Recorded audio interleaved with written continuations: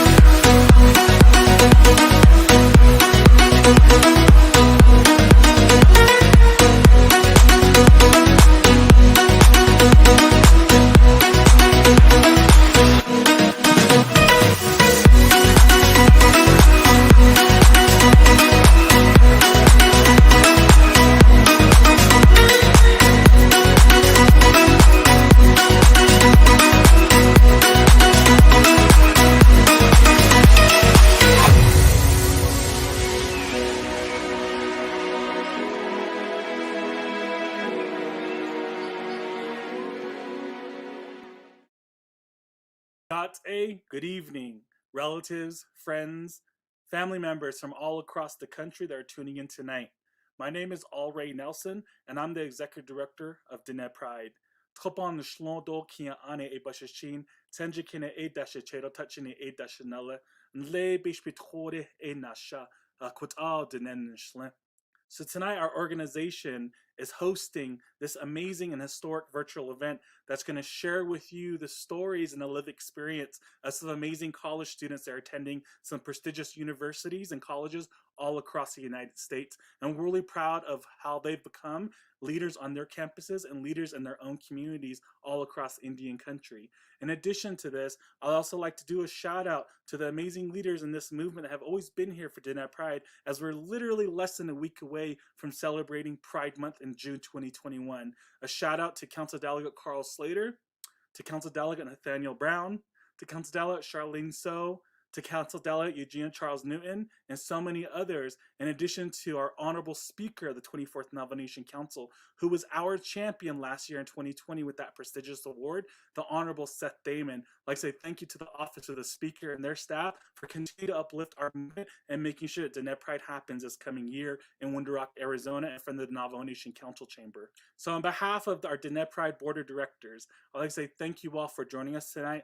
Please visit our website at NavajoNationPride.com. Check out our amazing Pride store and get some awesome merchandise for 2021.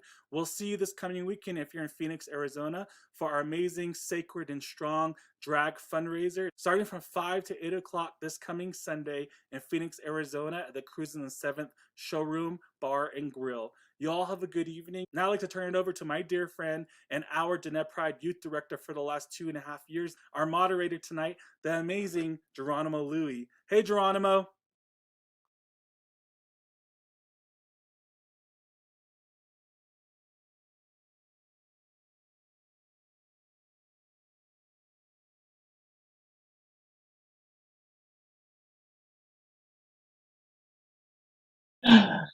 Not me being muted already, and I'm the moderator of this discussion.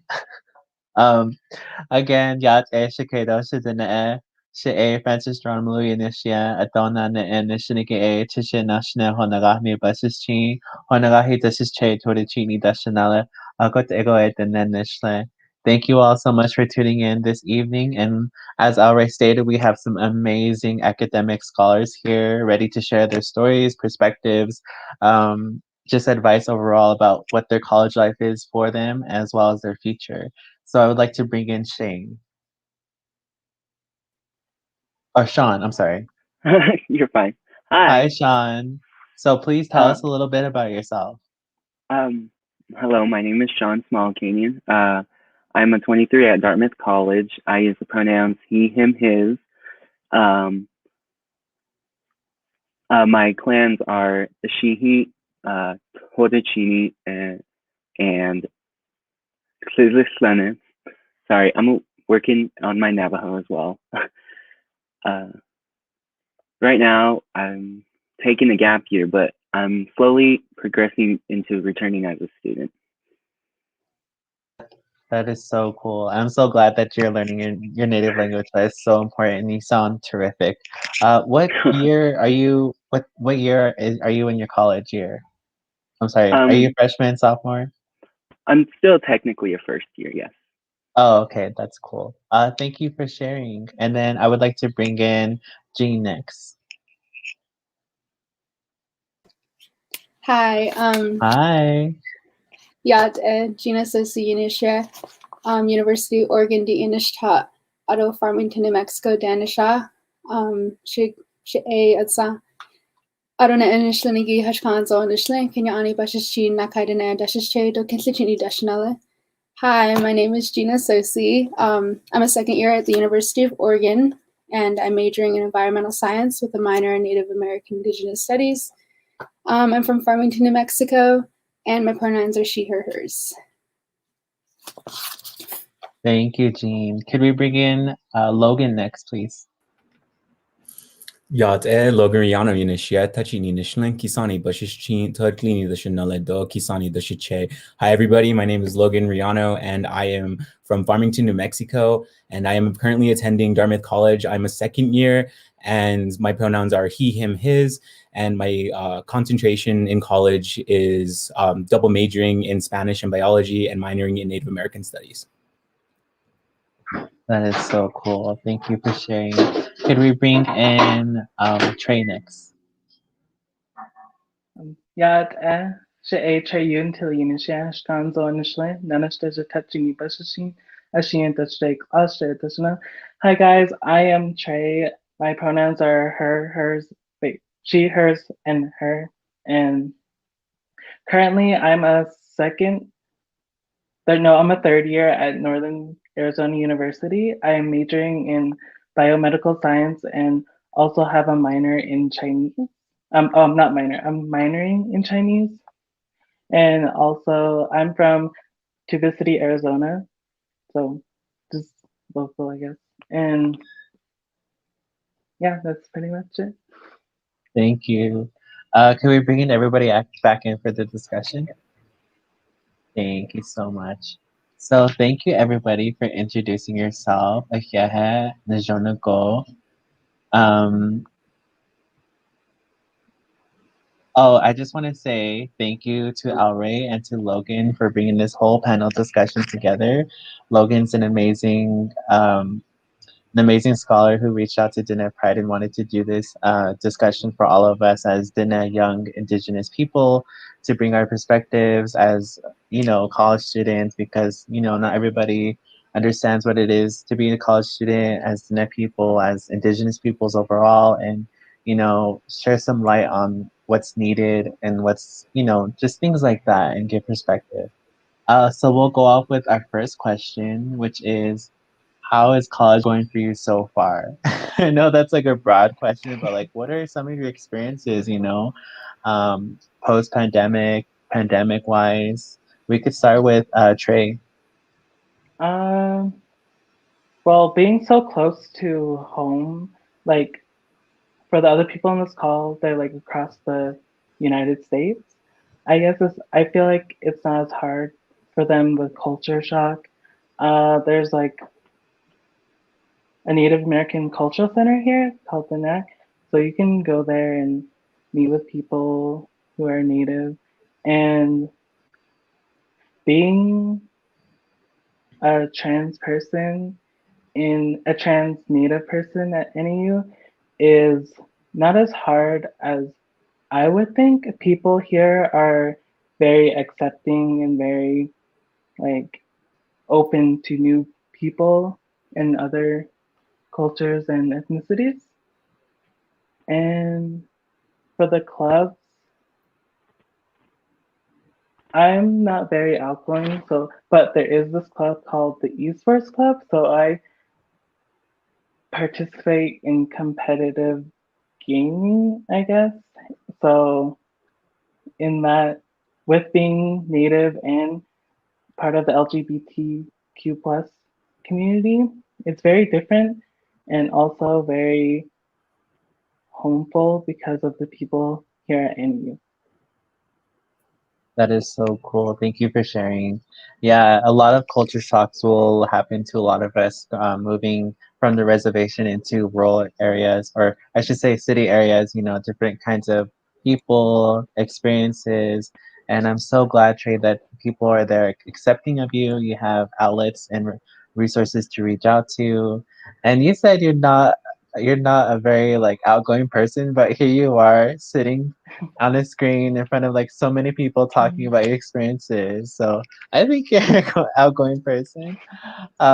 We can go with Logan next. Yes, so college has been a great time so far. That's not to say that there are ups and downs, but I think that the culture shock is definitely there, but it's definitely been kind of buffered by the fact that there is a strong Native community at Dartmouth, which is one of the reasons why I chose to attend Dartmouth College, and it's definitely helped, and it's helped me to explore new ideas and explore my own indigeneity and explore what that means to me and how can I bring that back, and also just exploring what it means to be LGBTQI plus and being Native and exploring indigiqueer and exploring all of these things that are happening and exploring what that means for myself. And I know that the Dartmouth, like the LGBTQI plus community at Dartmouth isn't very big, but they're definitely out there, and I've had very good conversations with a lot of people pertaining to what it means to be gay and Indigenous, and what it means to be Navajo more specifically, because it definitely has its own unique sense of culture and its own unique sense of being. And I've definitely explored that a lot in college and had a lot of good conversations with people. And I think that has been a common theme in college. And that's one of my biggest goals, is to go into all of my interactions with people with the intention of making meaningful connections. And I think that has definitely helped me to, one, gain new knowledge and new understandings of who I am as a person, as well as who other people are, and how being gay and being in college, as well as being BIPOC as well, is definitely very different. And it's definitely helped me to understand that better. And I'm still on that journey, and I hope to continue that journey lifelong and continue to do that. And I think that it's definitely helped me to get perspective. Very cool. Yeah, it's very important that you get these kinds of experiences with other people, especially like from other POC people, because we all have different struggles, we all have different issues, but in the end, they kind of relate to each other, and when they relate to each other, and we talk about those kind of things, those struggles, those issues, we can come together and create a sense of unity and respect for each other and help each other in that sense. So I am so proud of you for reaching out to your fellow Indigenous peoples at Dartmouth and creating, a system of support. And you said ups and downs. What were some of the downs that you would? What's like one of the downs you would say you want to talk about today, if you're okay with that?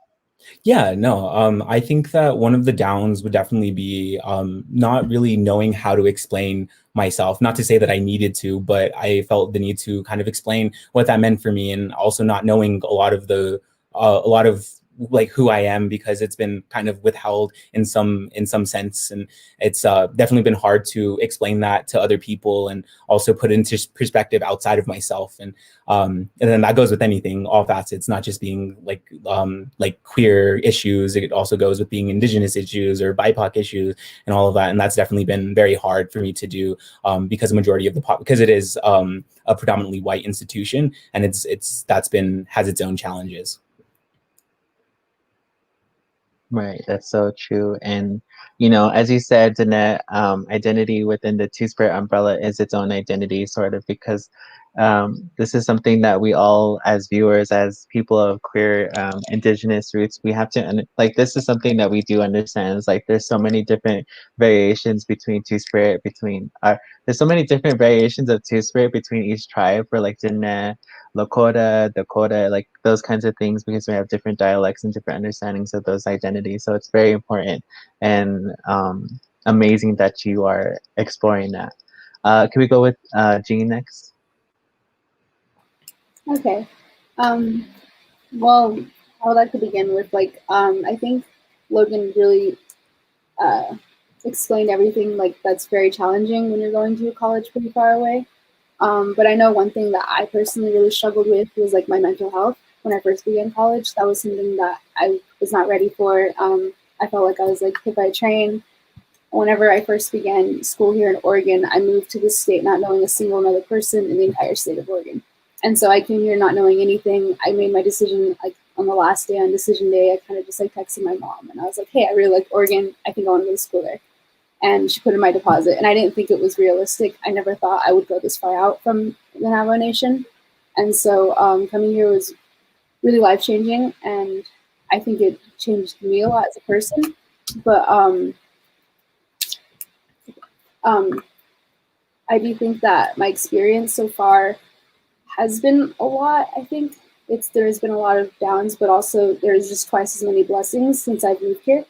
I think that would have to be my greatest challenge though, is my mental health. And then also there was I think one other Navajo student here at UO, and but that was about it. I didn't know another single person who was Native, or at least Navajo. I did know Native students.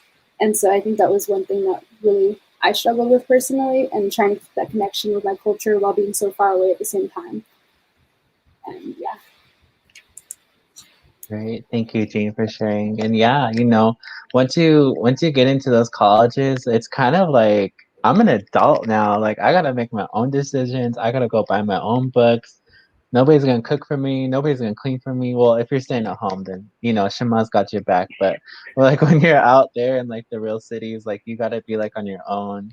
And there's so many culture shocks, and like it kind of just weighs down on you a bit because you're just like, I got this big old like responsibility on me. But you know, Jean, I want to ask you like you know, with struggling with these like different experiences, ups and downs, like how do you keep your honjon? How do you keep, you know, like your level of peace? I think one thing I really emphasize being here is trying to keep that connection with the nation and like home. So I know one thing I do is like I try to talk to my grandma at least like once a month or like once a week.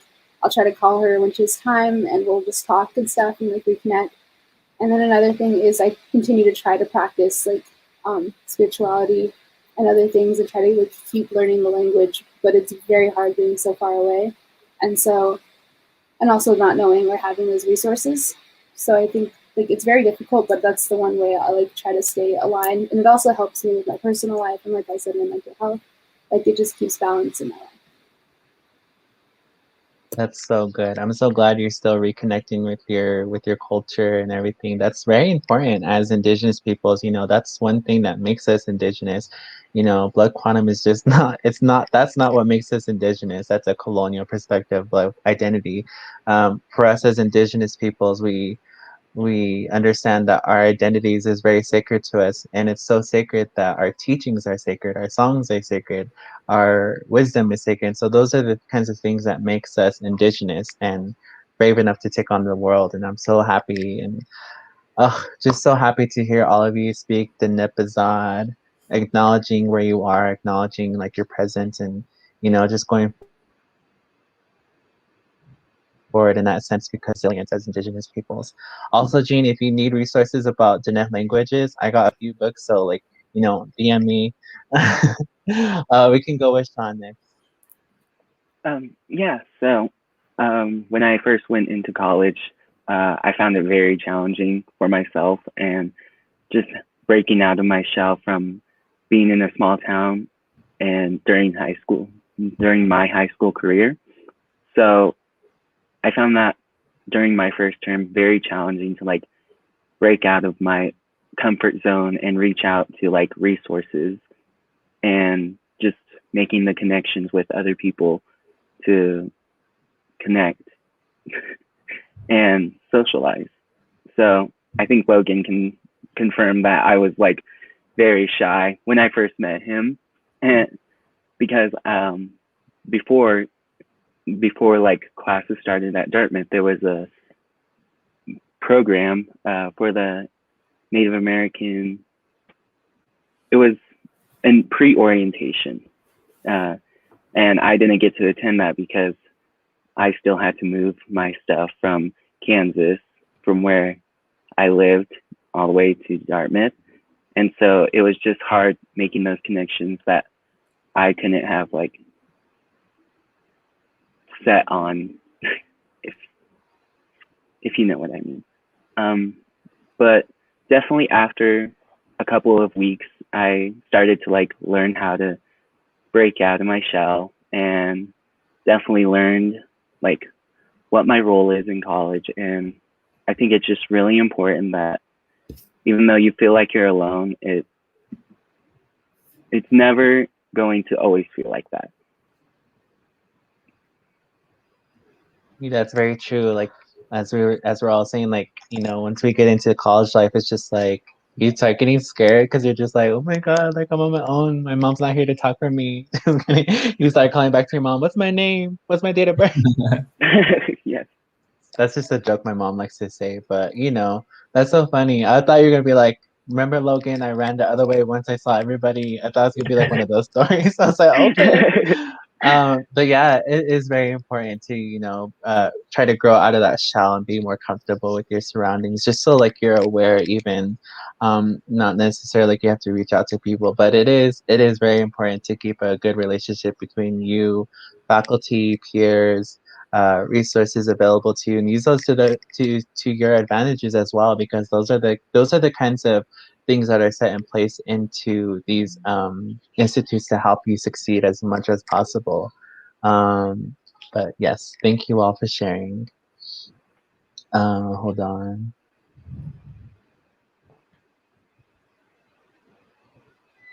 I'm just like doing moderating stuff. Okay.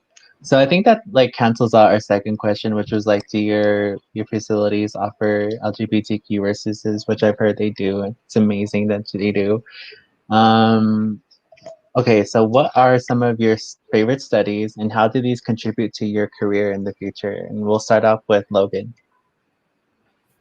Yeah, so my studies have definitely been centralized around like one being biology. I am going to be biology concentration in ecology, and the main reason for that was I was writing an essay at one point for an application that I was doing, and I was exploring a lot of those concepts and the ideas of like hujong and what that means for me, and how I want to do that, and how I want to interact with the world around me, and studying ecology, studying the interactions, studying those connections that different life systems have. And I think that's very beautiful. And that's definitely fits very much so into like Hojong, you know, that fits very much so into that idea and that ideology. And I want to be able to reconnect through that. And I want to be able to eventually go into herbalism, and eventually go into like alternative medicines, and hopefully go on into medical school if the cards play out right, and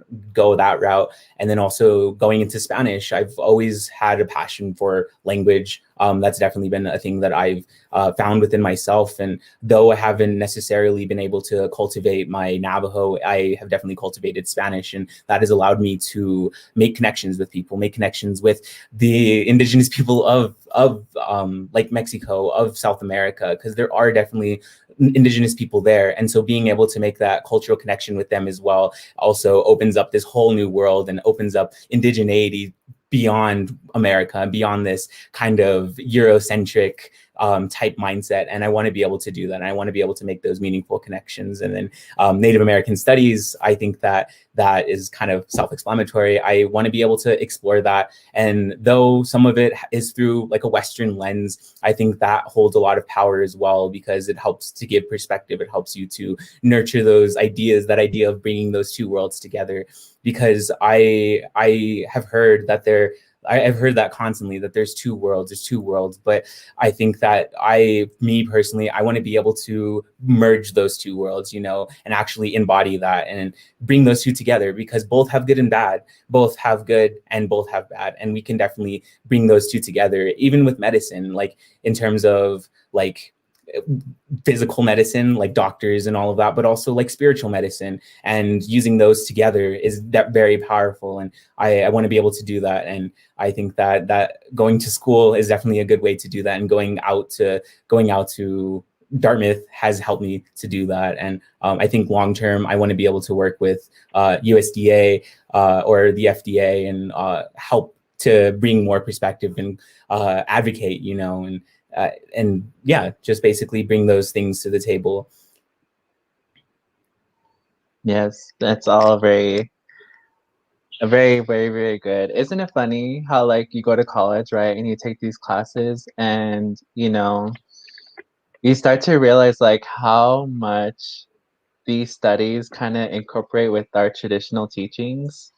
And I'm just like, did y'all really write that book yourselves? Cause just gonna, but the kinds of things that I've experienced, and I've also taken Native American history and Native American studies. That's what's one of my studies at the UNM branch, and it is very interesting finding out that there's so many other tribal people out there, far across the borders from today. Like you said, in Mexico and Canada and Brazil and all these different places from the world. And it's interesting that you bring that up because our Anasazi ancestors actually were very close with the Aztec Empire and with like Nahuatl people and different kinds of people down there pre-colonial times before nationalism set into their country and like made them all into what we are today. And that's very interesting that you put that in a perspective of merging the two worlds. I myself am one of those people like I live in two worlds, because sometimes it does feel like that. It's just like spiritual, like not spiritual, but like indigenous world, like like our cultural life, our like sacredness and stuff like that. And like you live in a white man's world where we have to go to school, we have to learn English, we have to do these sort of things to be considered a citizen. But it's very interesting that you did put that in that perspective of like merging the two worlds. I think that's what this whole discussion is about, is like bringing more younger generational perspectives into helping people like me or anybody who's viewing different ways of seeing things and different lights of situations. So thank you, Logan. I really appreciate that. We could go with Jean next. Okay, yeah, I really like what Logan had to say. I'm following a very similar path, actually. I think ours kind of intersect because my favorite studies have to do with my minor and my major classes. And as I said before, I'm an environmental science major. And so a lot of my environmental science classes, such as geology and then just the simple environmental science classes, I really enjoy them a lot. I know this is something I'm very serious and passionate about. And so I'm really excited for that for my future. But also, my Native American study classes have been very interesting and really fun. I think entering college, that was one thing that I knew I wanted to learn more about was other Native perspectives. I knew a lot about the Navajo perspective, but I didn't know like the other 48 states perspective, I guess. And so that was something really interesting when I came to college, is how the two things intersect. Kind of like how Logan talks about the Western and like the our worlds in the collide, and there's a lot of intersection there. Sorry. So yeah, I thought. Sorry, I lost my train of thought. Okay. Yeah. So these classes really helped me and kind of push what I want to do in the future. I know my lifelong goal is to go back to the reservation and be able to bring the knowledge that I learned in college and post grad back to the res and be able to help our peoples. And yeah. But so that is what I think I want to do. I'm like, who is texting you, girl? Just kidding. But that is very awesome, Jean. That's so cool, and I'm so happy to hear like these different studies like come together and intersect. Like that's what we need in this world, is like people going into different studies, but also like at a time it has to cross by, and then that's when like when we as people have to help each other. And that's like part of that's like our teaching, is like we all have to participate, we all have to inject something into the world and like help it grow and understand differently. And that's awesome. And yeah, like Logan's like, we invented aspirin. Genetic people invented aspirin. What do you mean? But it's so awesome to hear all these cool stuff. We can go with Sean next. I'm sorry. Keep saying You're Shane. fine. It's okay. Well, right now I'm undecided for my concentration as what I want to major in, but I have taken an interest in Native American studies as well as math. Definitely before taking my gap year, I was dead set on a pre-med major. And during my first term, I took biology, which I went way in over my head. I failed the class and ended up not getting any credit for it. But I feel as if that taught me a lesson as to like plans change, and it was really eye-opening for me. Oh, you can go ahead, Logan. Oh yeah, and just kind of going off of that, I think that with my career choice and with my kind of not career choice because I haven't gotten there yet, but with my like studies choice, I think that one of the biggest things that I was told was there's so many different ways that you can help Indian country. There are more ways out there than this idea that we have to either go into STEM or we have to be lawyers or we have to be, but there needs to be grassroots, there needs to be people on the ground working in everyday life to bolster that, to bring that perspective out there. And there's just so many different ways. And so I think that one of the biggest things that I've been trying to work on is figuring out how I can do that and how to break out of this mindset that we have to be lawyers or we have to be doctors or we have to be like these big things to do something. But no, it's all about groundwork and it's all about grassroots. And I think that's been a very powerful thing and a very powerful teaching that I've learned through college and where I'm at now. Amazing. Thank you for sharing that, Logan. And yeah, there will be times when where you don't succeed and where you're gonna have to come through a path and you're in like your journey and you have to decide, this way or that way. And me, I didn't I'm like a fashion student right now, but like not right now. But I used to take classes for what is it called? Chemistry. Oh, I hate chemistry. Chemistry is the worst. I took that class like 2 times and I just failed. I was like, I don't know what it is. There's just something about that. It's like math and science. I love math. I love science, but when they come together, I'm just like, calm down. One of you at one time, okay? We can't just be no. But it's those things that we have to understand that we don't always have to know everything. We don't always have to uphold these like expectations of people, because in reality these expectations are just someone's opinions, and what matters most is what we think about ourselves, how far we will go, what we will do, because in the end you're going to have to make that decision for yourself as younger people. How are you going to contribute into your community? What are you like, those kind of things. And that's very important that you do have that kind of mindset, because that's what we need in this world. We don't need like expectations. We just need like passions and self visibility and self care and self love. And like, yeah, like Logan said, we always don't need lawyers, even though like we kind of do. Just kidding. but we need people down like doing other things, like archaeological work and social studies work and these kind of things that help our nation grow and understand things from our past into the future. And that's amazing. Thank you, Logan, for sharing that, because there is somebody out there right now who thinks that they need to be like the biggest thing in the world when they really don't. Work as much as you want, do as much as you can, as long as you're participating in this world. That's all that matters, is you're living it and you're enjoying your life. We could go with Trey next. Okay. Can you repeat the question again? Sorry. He's like, you were talking about so many. She was like, you're talking about so many things. I'm sorry, I got your pronouns wrong.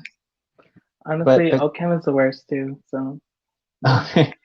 The question is, what is your favorite study, and how is this contributing into your career?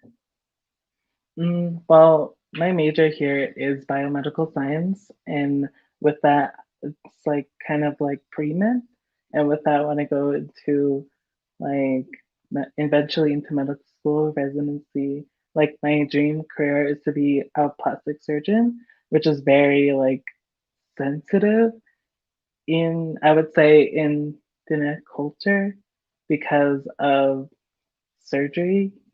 I don't know, and like a bunch of like, what's the word? Um, like how we're not supposed to like touch dead people or like the bones of dead people with that. And they don't need to be dead, but still like going into your body and changing it, like how the internet and don't gave you that body for a reason. And like here I am in a career that lets people change that in a certainly. And yeah, with in college also I've developed like a love for Chinese language. It's like new, and here at NAU there's a lot of international students, people from China, and like they're in my class. So like I reach out to them just to like, cause they're sort of in the same position as me, being like there's also like sort of a language barrier and stuff. So I made like lots of Chinese friends, I would say. And yeah, it's like nice. So that's when I decided to minor in Chinese language because it's new. And also Chinese people, the conversations I have with them, like exchanging language. And so she asked about the Navajo language and stuff, the culture too, which is really nice. So we sit there and just exchange, which is fun. And that's it. Thank you, Trey. That's amazing. And yeah, that's very cool that you want to go into plastic surgery technique, like I technician, like that's something that could be on the reservation one day. We could have like our own personal uh I forgot the word, but we could have one of those because it's so important. Like those are the kinds of people that help people. It's just not about appearance. It's just not about like feeling good or feeling, this and that. It's sometimes some of these things that need to be fixed are like birth defects, and we need Mhm. surgical people to go in and fix those things and help these people um, feel their best and feel what they need to feel, and things like that. And like also transitioning into like helping those people transition to what they want to be, and present in a way that they feel comfortable with themselves. That's very important to a lot of people. So that's an amazing career, and I feel like you should do that because I'm I'm thinking about like getting a little like cheek done. I mean, we have a lot of cheek as Indigenous peoples, but I'm trying to get botched and then show up on the TV show. Make a little bank. That's amazing. Um,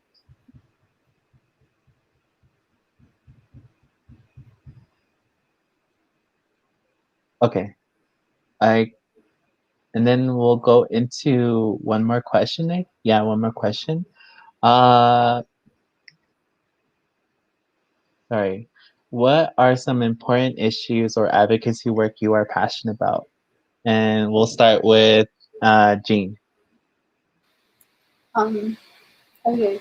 One thing I really am passionate about is missing and murdered Indigenous women, I think. And girls, two-spirited, yeah, the whole spiel.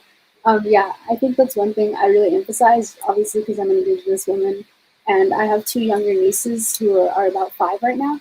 And so, like, I don't want them to grow up in a world where they feel like their safety and um, them their identification is a target. I don't want them to feel like they're just a statistic. Because I know entering college, that was probably one of my biggest fears was that I was going to become a statistic. And I actually did. So like I feel like that was one thing that really impacted me, and I don't want that to ever happen to my nieces. So that's something I'm super passionate about. And then the entire reason I went into my career field was because of the No DAPL protests. I remember being in high school and keeping up to date with it. Like I'd be in classes, like seeing it all over Facebook. And that was something that just really hit home to me, especially since like I'm from the Four Corners and we have the mines right there. My parents both work in the mines. And just growing up, I'd always see the impact and how it impacted our people and our land. And I think that was one thing that just pushed me to go to college into my career field. And then another thing would probably be just, like frack off Chaco.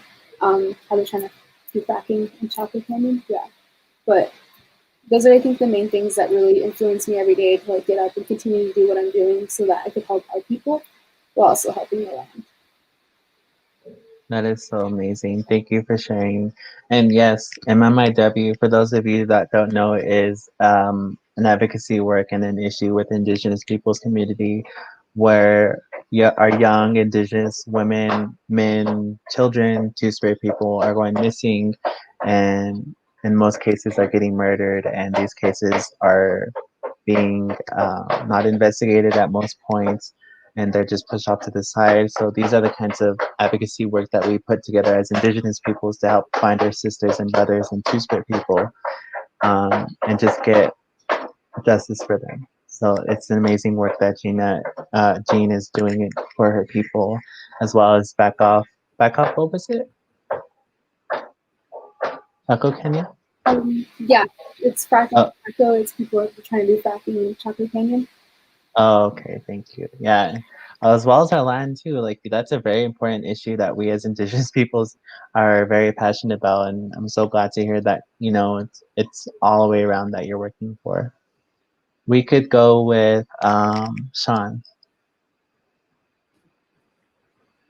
Yeah, so I would say like one important issue that I have recognized over my years growing up in Kansas is like trying to, I guess, dismantle or trying not to like contribute to the stereotypes upon Native people, especially like even just seeing some of the school's mascots like in rural Kansas, like the Redskins, the Indians, and just like seeing that perpetuates a harmful stereotype towards us. And I believe like it contributes to our oppression, and just like advocating for being so much more than that, I would say.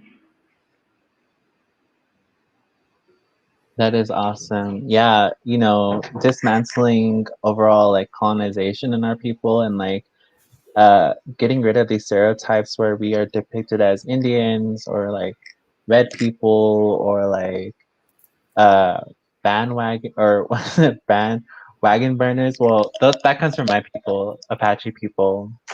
Kind of proud of it. Not gonna lie. Not gonna lie. But those are the kinds of things that we as Indigenous peoples have to come over in our world today, from colonization, racism, and gentrification. Essentially, is like we have to be like, no, not everybody, like just these different kinds of stereotypes is what keeps us away from like achieving our goals, because so many people want to put us down for them. And I'm so proud that you are working on that, because a lot of culture sensitivity goes unseen, a lot of like culture appropriation goes unseen, and those are the kinds of things that contribute into MMIW. Essentially, these stereotypes are being introduced into MMIW, and like what these are the causes. Like Pocahontas, she was like a missing and murdered Indigenous girl too. Like she was so young when she was taken away from her tribe, and Disney had to like take that story and make it into a fairy tale and like over sexualizing more and fantasizing more. And these are the kinds of things that endanger more of our Indigenous peoples. And so it's awesome that you all recognize these things and you're taking upon it as your own responsibility to fixing the world. We can go with Logan next. Yeah, so I mean, one of the reasons why I had reached out to Diné Pride was to kind of bolster that within myself and advocate for LGBTQIA plus rights in the Navajo Nation, but also outside of that, and just kind of cultivating what that means for myself and what those rights are for me, and how I can see that for other people, and how I can help other people do that. And it's just, and I feel like a lot of these issues that we see on the Navajo Nation, they're very much so multifaceted and very interconnected. And I think that by targeting one, you also target so many others. And even this can be promoting queerness on the Navajo Nation. It can also be linked with missing and murdered Indigenous women, and helping protect our trans brothers and sisters, and helping to protect those things that we hold sacred to ourselves. And I definitely hold that sacred to myself. And it's just, and I think that for me, I have definitely tried to bring to the forefront my identity, and hopefully allowing that to blaze trails for other people, and like helping to do that for other people, and people who don't necessarily have the voice to do that. Because I know for myself, I was scared to come out to my family, even though I never actually officially came out to them. I kind of just let it be, and it was just kind of there, and I had conversations with my brothers and sisters. I had conversations with my family, and it was, some of it was hard. Some of the conversations were hard, but that definitely helped me to see that, and helped me to gain that perspective for myself, and how I can help other people, and help them to kind of cultivate that within themselves. And just having conversations and sitting down and talking about that is sometimes all the power you need to actually get up and have that advocacy. And that's kind of the grassroots type thing that I was talking about before, and kind of making those connections with people and understanding the other side, and we talk about politics in the US right now, and how it's so bipartisan. And I hate the fact that Western society, or I don't want to say Western, but how American society has kind of turn things into binaries, and turn things into these things that don't necessarily need to be separated, and don't necessarily need to be categorized and compartmentalized. And you even see that within science. You even see that within within study in academia, they compartmentalize. And some of these things are so multifaceted and interconnected that we can't compartmentalize them, and one thing leads to another, and one thing leads to another. And it's just kind of that idea. And so like with LGBTQIA plus like rights on the Navajo Nation, just kind of bringing to the forefront my identity in order to kind of help to advocate for other people, help to advocate for family members, help to advocate for my friends, for people that I don't even know. If I see somebody being harassed on the side of the street, I hope I have the power within myself to kind of go out there and help them, and hopefully give them that strength to do that, share my medicine with them, share my good spirit with them, and hopefully they give me back medicine. And there's that reciprocity there, and I think that is also another thing that we are missing today, is reciprocity, and giving back to those that gave to us, and giving back to even just exchanges. And I think that's very, very important. And just in terms, even with advocacy, and that's why I am so passionate about LGBTQIA plus rights, is because there's so many other things that go along with it, and also promoting resiliency, and promoting the bolstering of people, because if one person is being like, if people are being brought down, then that affects all facets of their life, that affects all facets of them. And that also leads into things like alcoholism, that also leads into things like mental health issues. And so that's what I mean by these things are very multifaceted. And I hope by targeting one, I can target others,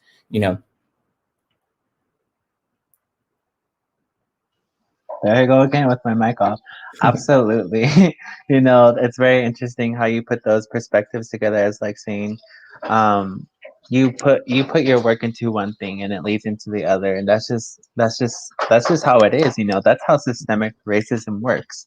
That's how colonization works, these different things that we're trying to overcome and establish and you know decimate, they all lead to each other. And like from MMIW to stereotypes to the LGBTQ community, um, these are the kinds of things that are very interconnected. And that's the beautiful thing about advocacy, is that you get to experience different ways to advocate. And I love that you said, you know it's just enough to use your words. And that is so, so true. It's just enough to say something. It's just enough to just stand there and use your gift of words and knowledge and teachings and understandings. That's essentially what it means to be an advocate, is to use your perspectives, your words and understandings and knowledge to help other people gain a certain perspective, understanding, and acknowledgments to these issues that we're facing as Indigenous peoples. And I can relate to all of them, because these are the kinds of things that I talk about on my TikTok platform and my other platforms, bringing awareness to these kind of different things. And yeah, it's all very awesome. Can we go with Trey next? Well, like I love representing my people, uh, especially being a trans Indigenous individual in competitive gaming, especially just in general gaming. You rarely hear people like me playing games, I guess. And also, like, through gaming, I met Chinese people also just on my campus. Like, I tell them like what my tribe is. I'm Indigenous, and a lot of responses are like, "I never heard of that," or "Never heard of you people," or something like that, which is very um like I heard that in high school. Like people are gonna say that about our people, and yeah, it's just shocking to actually hear those words said to you. And through gaming, I met people in Canada across like 2 states and stuff. So yeah, it's very like, especially like in other states, they still don't know about us. They're like, oh, you exist, I guess. And yeah, it's very cool to make Chinese friends or Chinese companions because of the language exchange, the culture exchange, and yeah, it's just great to talk about. Thank you for sharing, Trey. And yeah, living, just existing overall, is your resilience in this world, because we as Indigenous peoples, weren't supposed to be here. And that's something that we've all learned in Native American studies, is that we as Indigenous peoples were supposed to be erased essentially, and not to be heard from again. But here we are, uh, through the thick and thin, as Indigenous peoples' resilience, strength, and just overall Indigenous identity, and expressing that daily is your resilience, is your advocacy work. And I'm so proud of all of you taking on that sense of responsibility and respect onto yourselves. And that's amazing. That's what builds great character for yourself. And you know being a trans woman is hard in today's society. As much as far as we come, I've seen a lot of trans people get discriminated against and all these sorts of bad things. So I'm so proud of you for being yourself through gaming. I know the gaming, I don't play games, but like I've heard it's very homophobic, transphobic, Mm-hmm. very racist. So I applaud you for doing it, plugging in, like whatever you do. I don't know. Listen, I'm like like this is me. I'm not a jock. I don't play games, but that's so amazing that you do that. And that's like you're breaking down stereotypes for all of us. I'd be like, I don't play games, but Trey does, and that's enough for me. That's enough equality for me.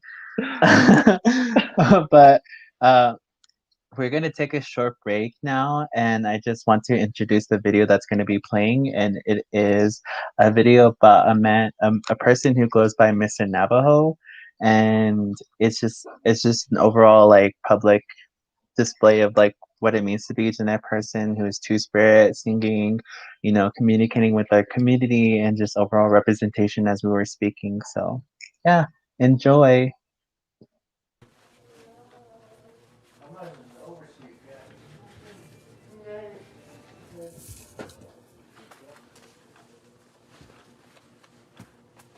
My hair.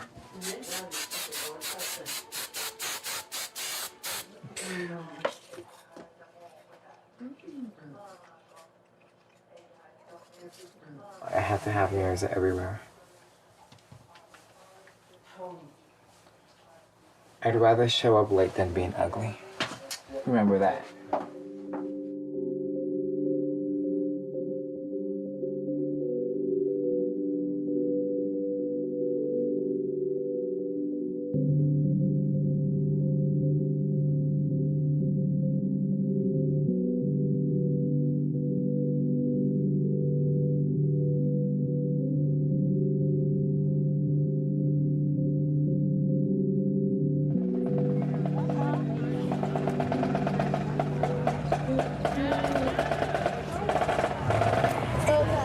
When you guys get out there, you guys can say good morning too and wave too. You don't have to be shy or anything. Just be yourselves and have fun.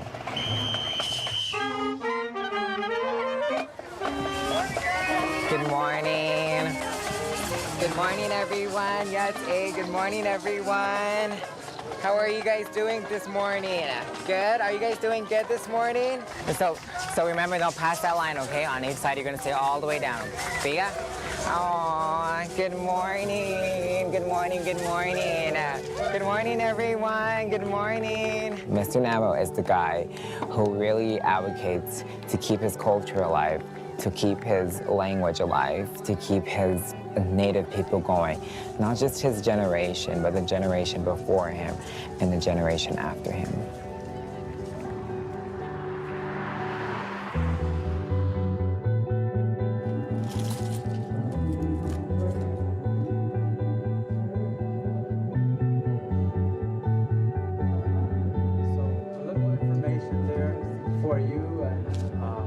What our things are. So now we will get to a young gentleman, which we call Zachariah George, from the Diné Nation. Good evening, everyone. My name is Zachariah George. I'm also known as Mr. Navajo. And yes, it was my pants that was all over Facebook, but it's okay. I take very deep pride in my pants because a long time ago, our elderlies once wore their outfits like this when they did not have no clothes. So these are pants that were handmade by my grandmother, and my shirt as well. So I will sing a song and then I'll tell a little bit more about myself and then we'll go from there. Biga?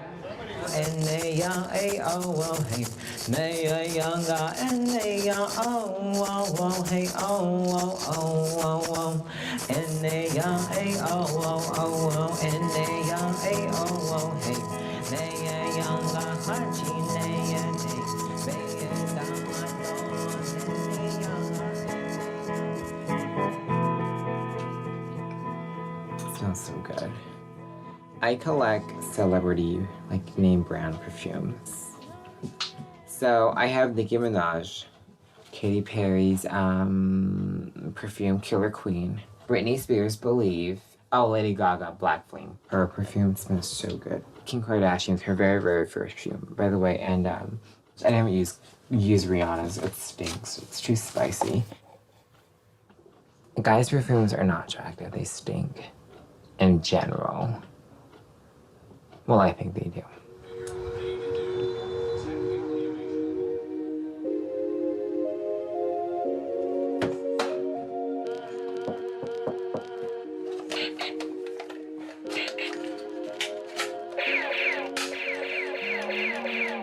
Why would I want to shoot me? Okay, well, I think I'm gonna watch CNN for a while. See, Carol Costello, she's like the best news anchor ever. We are the Towering House clan, born for the Mountain Cove clan, and our paternal grandparents are the Red House clan, and our maternal grandparents are the Bitterwater clan.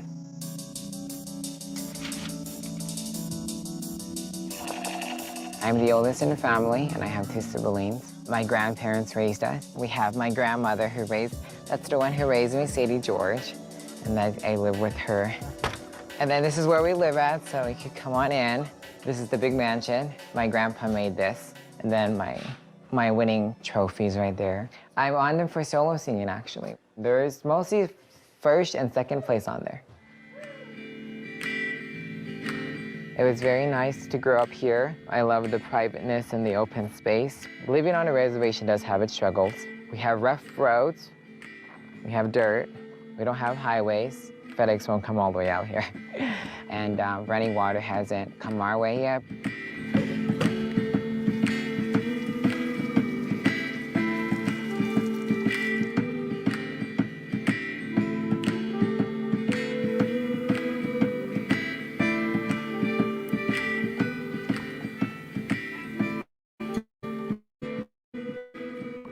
I've actually made it on a lot of front pages of newspaper. This was one of my first newspaper that my grandparents and I have been at. About my grandparents raising me and how I got successful. I did that when I was 18 years old. It's a talented and bilingual. I had long hair right there, if you can see it. And then I'm trying to find a good photo. I love selfies. This one is a good one. It's when I was in Albuquerque at my auntie's house. Look at my phone was bedazzled. I have a good cool phone.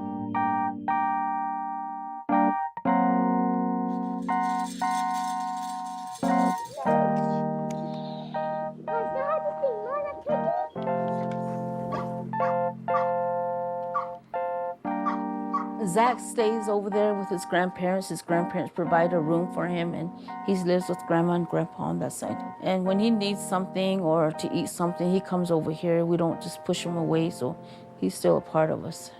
I got pregnant at the age of 19, and then as we had Zach, he started growing up, and then he started curling his hair and stuff like that. And then he would say, I wish I had a sister. And I'd tell him, too bad, you're a boy. He would take my hair ties and stuff like that. And then I started saying, don't act like a girl. That's why he cut his hair. He sees it out there going on all over the world. And he thinks that he can be part of it. But for our tradition, it's like a no-no. It's a no-no.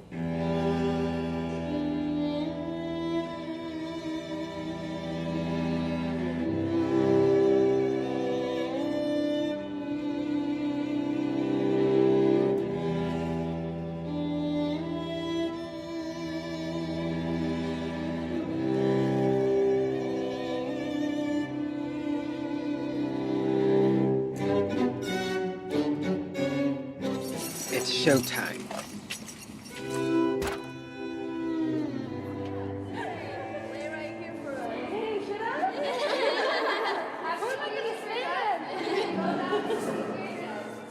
Shea hey Zachariah George Aya hey Inishia.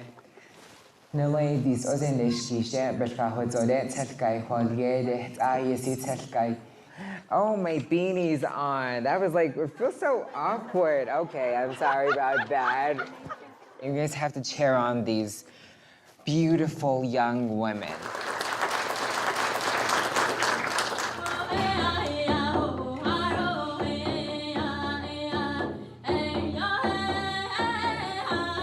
My platform as Miss Teen Navajo is kinship. Kinship is the foundation and the heart of the Diné people. It is what makes us special and unique. Being Navajo, we have kinship. We're born into kinship, and there shouldn't be a day that we go without it. Are you excited?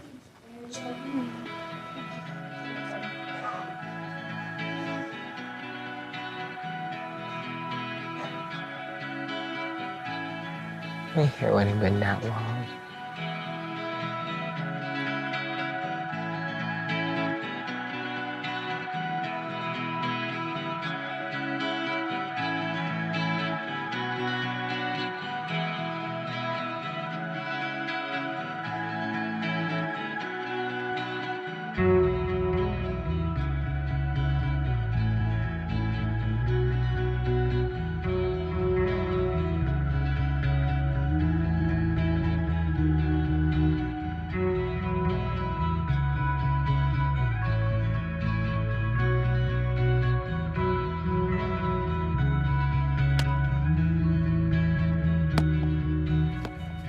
No, I don't think you could see it even in that color.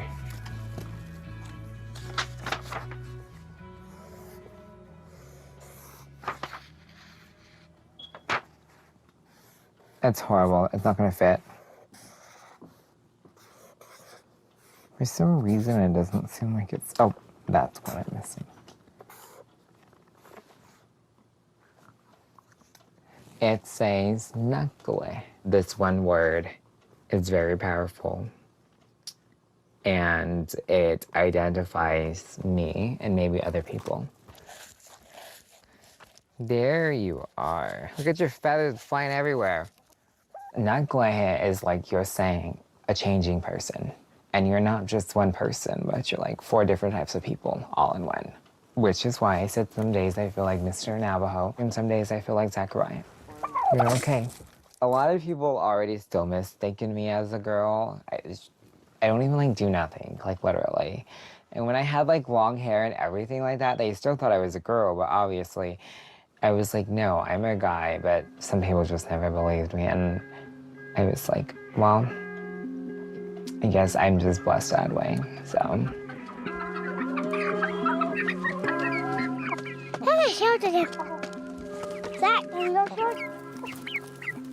Traditional believers, when they see a person, or when they know that that person is gay, they feel very blessed and they're very welcoming to them because they know that they are a blessing.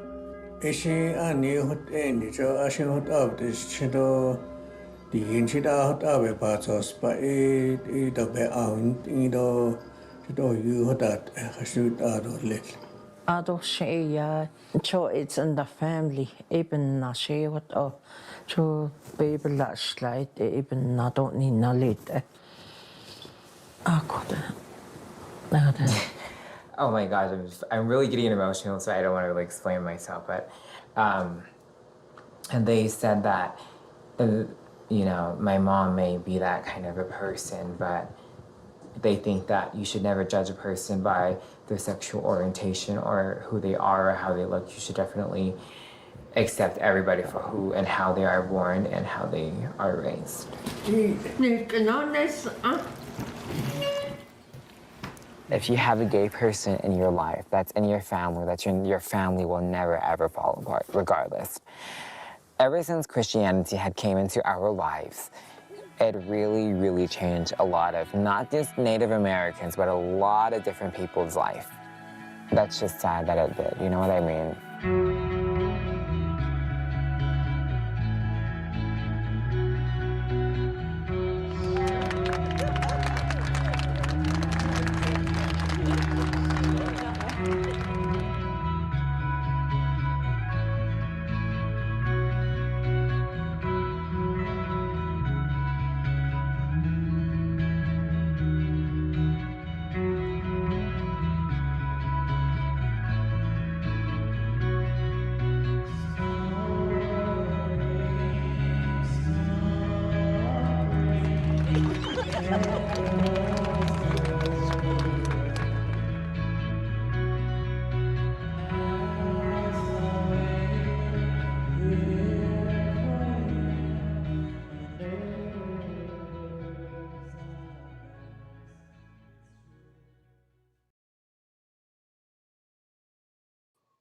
Some powerful stuff, y'all. I just saw ceremonial and I almost started crying because I miss ceremonial.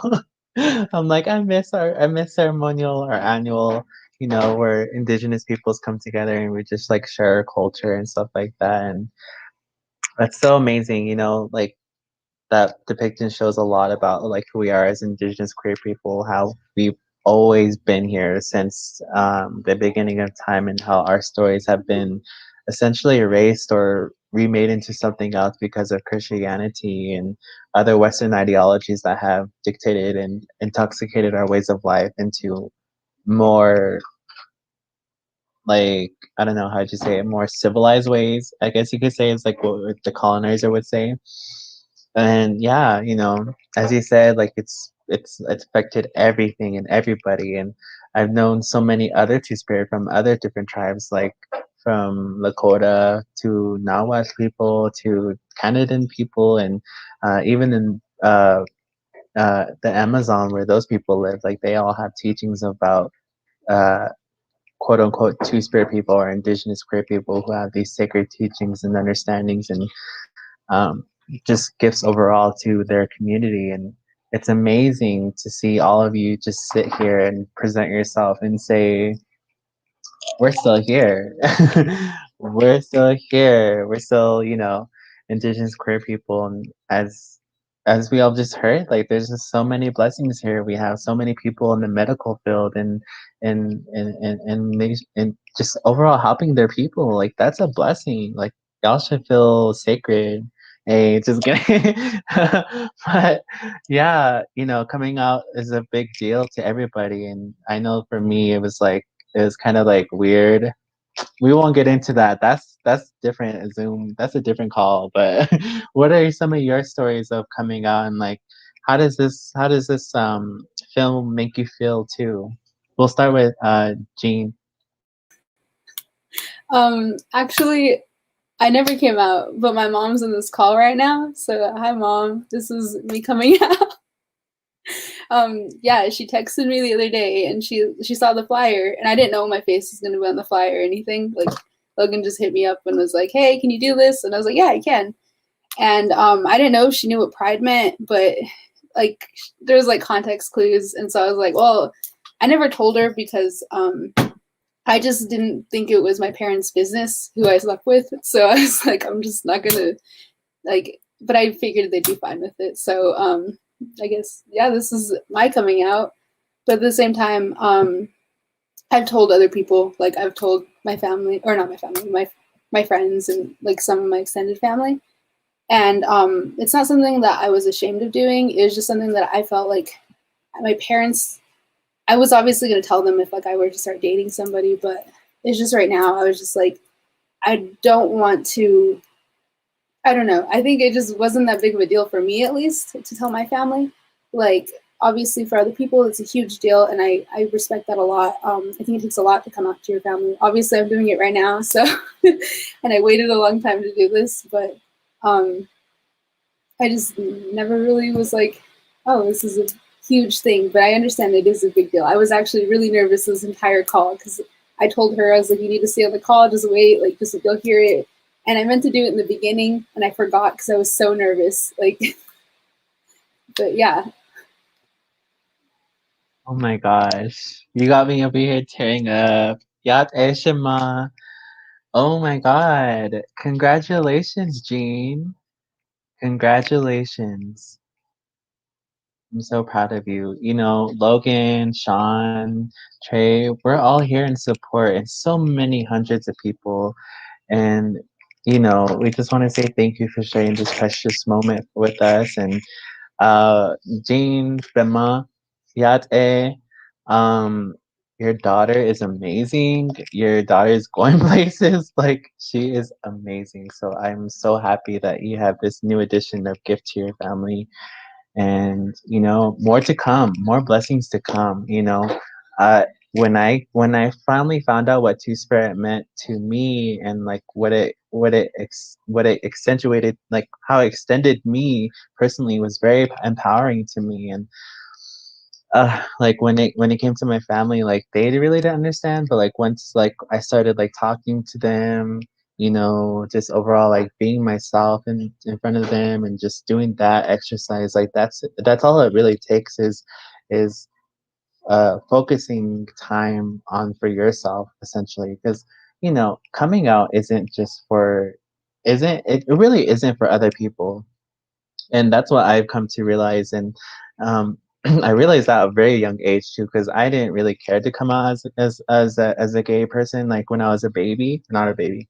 Maybe I did know as a baby. Like, what if I just came out, mom? I was like, that's Ashima. Just kidding. No, but like when I was younger in elementary school, like I just knew that I was different. I just knew that I liked boys, and but I just never felt the need to express myself to other people because I was like, they ain't living my life. Like this is me, you know. But kinship, kinship is essential teaching of Diné people. This relationship between each other through clanship, through family members, through extended family members. Those are important people in your life, and you need to hold those kinds of people near, dear in your heart, and love them as much as possible, and show them the possibilities of their life. And you know, that is that is fundamental teaching of sacredness of family. And you know, it's important to come out to your family and let them know, like, hey mom, you know, this is me, this is my life, you know. And I just want you to extend that to you and say, you know, this is the person that you brought into this world. And you know, things like that are very important. And that's the teaching of Indigenous peoples, is having this sort of conversation and respect for each other. And you know, it's so empowering to see you do that. Like, I don't know if I would have ever done that, but I'm so glad you did it. You brought tears to my eyes, you brought warmth to my heart. So yeah, congratulations. We can go with Logan. Yeah, so my coming out kind of happened over the course of like high school, because I think initially I went into the mindset of like I'm straight, you know what I mean? Like I've always known ever since I was little, but it was just Trey can attest to this. But I whenever I first met her, I told her that I was straight, and I told everybody else that I was straight, and I tried very hard, but it wasn't me, and I ended up dating girls, and I figured it out through that. And I feel bad for using that, but I had conversations with those people, and they were very understanding, and it happened over that course. And in terms of like my family, it kind of just happened. People would ask me, and I'd be like, yeah, I don't know. And I do remember one specific conversation, and it was with like my brother, and he was talking about he asked me like about that, and if I was gay, or if I like what my relations were. And I just like basically told him, like, and I told him like I went on that kind of, it's more like a Western thing, but like went on that stop of like bisexual, you know. I stopped at bisexual. I was like, maybe I'm bisexual, or like, and then finally I was like, then I'm gay. And then I found out about like two-spirit, and I found about all of those things. And I wish I had that in my understanding or in my repertoire to be able to express myself in that way. And I think that I am very fortunate that my family was very accepting of it. And my grandmother, she was kind of very funny about it, because she would always be like, well, if you ever get a boyfriend or girlfriend, you have to hold the door, or you have to collect the groceries for them. And I'm just like, oh, like, that's cool. You know what I mean? Like, and so for some people, I've never actually felt the need to come out to them, because some of them have just known, and I've always kind of just left it as it is. And if they want to know that about myself, then they can come and ask me. They can come and ask me about that. And I think that being gay is so much more, and being two-spirit, not two-spirit, queer, anything like that, is so much more than just the people who you sleep with, the people who you know. And I think that that's one of the biggest things that I've been trying to figure out for myself, is just like how to, because I feel like it's turned into, it's a Western construct for gay to be this thing of like being sexual beings, and having, I hate the word homosexual, because it brings our identity down to solely our sexuality, solely that part of us. And no, it's so much more. It's so much more multifaceted. And I love the thing that in the Mr. Navajo video, where he was talking about how if you have an ugly person in your family, you hold them together, you know. And I think that it's because you play a different role in the family. You play a different role in society as a whole, in your culture. You navigate these other channels that we haven't necessarily been able to explore. And we're doing that now. And I think that's very beautiful. And one of the things that like I have definitely been trying to work on is just kind of figuring that out for myself, but also like, sorry, I totally lost my train of thought.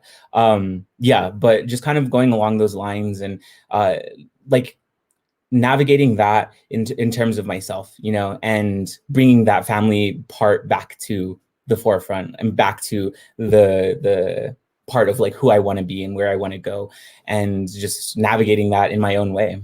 And that was kind of my coming out to everybody. But like, it's just, it happens in different stages, and I've never actually, now looking back on it, I never actually felt the need to come out, you know. It should just be something that's there, and something that is as it is, you know, just let it be. And I think that is a lot very powerful. And I think right now we're in the formative stages of that, where we are required to come out, but it's just, that's just the way it is now. But I think eventually, end goal, like we can just exist, you know. There doesn't need to be coming out, and there doesn't need, because back in the day, do you think like Nagle people, they came out to their family? No, it was just there, and they let that happen, and people saw it, and they honored that, and they didn't honor it by intruding. And even last night with the eclipse, like you let those things have their privacy, you let those sacred things be as they are, and you don't intrude on that. You let it be and cultivate, and if they want to express that to you, they express that to you, and they bring it to you. And that's kind of one of the things that I've been trying to work on for myself. Oh my God. Wow, Logan. So many things, so many great teachings for everybody. And, like you said, yeah, like, there's so many things that you said that I wanted to touch upon. But yeah, overall, like family, is the fundamental teaching of Navajo people, essentially, is like our relationships to each other. Shema, Shajet, Do, Shema Sane, Do, Shache, Do, Shacho, and other things like that. Those are good. Those are the things that keep our family together. And, having those kind of relationships open up these conversations and allow us to have these kinds of relationships without any fear or judgment. And I'm so glad that all of you understand that and all of you see that. And, I'm so glad that Logan understands the importance of an eclipse. Like, that is very true. Like, a lot of people don't understand like the importance of an eclipse. Like, we're just supposed to be respectful and understanding of like, that's the time where we just, sit in silence, respect and Diné and their work and their teachings, and understanding as we as Diné people, the sacred beings, just respect that out of respect. And that's so important to understand. And yeah, I'm trying to think of what other things you said, but all of it was amazing. So thank you for sharing. Can we go to Sean next? Yeah, so my coming out story was is definitely like multi parts, but the first time I came out was to my school, and I feel like that's a big step from like just your family, but I feel like it was easier for me to come out to like say my friends and people who I wouldn't like give a second thought to the reaction. I felt it was harder to come out to family. So the second time I came out was to my sister, and we were just in the car, just having a casual conversation, and she brings it up, and I was like, yeah, I am. I'm gay. And so it was definitely a step into like accepting who I am and finally accepting myself and being proud of who I am. And the last time I came out was to my mother during this past year, during the pandemic. It was very emotional. Before I even said the words, before I even started the conversation, I started crying because the reaction scared me. I didn't know how she would react. So definitely a weight off my chest after. Thank you, Sean, for sharing. But yeah, like the fear of coming out is very real. And when you said I came out to my school, I was like, what do you mean? Like, did you go on the intercom and were you like, this is Shane, this is Sean. Listen, everybody, I am Two-Spirit. Don't walk in my path or I will death drop on you over with my heels. Thank you. Like, I was imagining that. I was like, okay, like, go out. But yeah, that's important. Like coming out to your friends and then like working up to it is very important. Yeah. I feel like definitely it started out as a rumor that I was gay. And I feel like the stereotypes between like towards the LGBT community for sure like fed into those stereotypes and like the generalization of who I was. And though they were correct, it was still pretty harmful too. Yes, those stereotypes of being gay is yeah, it's very harmful because these are the kinds of things that keep us away from coming out and sharing ourselves. Because as Logan said, when we say we're gay or when we say like things and that, like our family members have this ideology that we're just sexual beings like other gay people, like westernized gay people. They don't necessarily understand that two spirit and like nutplays and the butts and winktas and weekdays and all these different genders against across the nation from different indigenous identities have teachings. They have like real teachings. They have real purposes in their tribes, and they contribute to that tribe. And this was going on for long before Christianity came into the picture and colonizers came into the picture. Oh, sorry. Go ahead, Logan. Yeah, and just kind of going off of that, whenever I had actually told my mother about like me being gay, one of the first things that she had said to me was, well, I'm a little sad that I won't be getting grandchildren. But that, like, now knowing like what Nagla means, or like what that being means, like, no, like it means you play a different part in the community, and you, like, there's a long standing tradition of you taking in kids, you taking in the family member or family members who don't necessarily have parents, or that, like, all of these things, and it just, like, now knowing that, I wish I had that vocabulary and that platform to speak up to that and be like, no, that's not how it is. That's not how I want to express myself. And that's not how this works. I can still have kids. I can still take care and have that kinship and have that adoption. We had adoption back in the day. We had adoption for Navajo people. And it's just kind of going back to that, going back to those ideas and not having this Western construct around us whenever we are trying to express ourselves in these ways, because like our coming out, like even coming out is just a Western construct, And so just kind of decolonizing the whole coming out process and all of that. I'm sorry, I didn't mean to like put my hand up to say stop. Like, yes, Yeah, that's no, that's very all I have to say. okay. That's very true. Like, a lot of the time it's just like, oh, like you will be gay. So you're gay, like you're like one of the things that my family said was like they brought up AIDS, and I was like, oh my God, like here we go. Like we're back to the Stone Ages of teaching our families like AIDS is is a disease for sure, but it was passed on through not only gay people, but it was passed on through straight people. And that's just kind of the things that happen in the LGBTQ community before us. And that was like it was a lot of happening, and that was just overall generalization of the LGBTQ community, which harmed a lot of people, which harmed a lot of families, and to thinking like those kind of like bad stereotypes, and then like, oh, like you won't extend my family, but actually you are extending your family. You're taking the time to have these certain teachings be passed on through both male and female perspectives. This I love telling this story. My niece knows me as her uncle, even though uncle likes to get his nails done, uncle likes to wear a dress, uncle likes to put makeup on, but I'm still her uncle.